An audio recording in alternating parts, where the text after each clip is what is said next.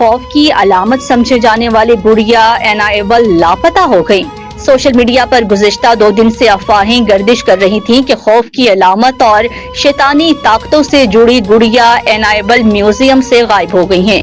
ताहम अब लापता होने की अफवाहों के वायरल होने के बाद हुकाम ने तस्दीक की है कि एनाबेल गुड़िया महफूज है। गैर मुल्की मीडिया रिपोर्ट के मुताबिक लोजेनिया के एक म्यूजियम से बदनामे जमाना एनाबेल गुड़िया गायब होने की खबरें वायरल होने के बाद म्यूजियम के हुकाम ने तस्दीक की है कि हकीकी जिंदगी की एनाबेल गुड़िया, जो अपनी शैतानी ताकतों के लिए मशहूर है, लापता नहीं हुई और महफूज है।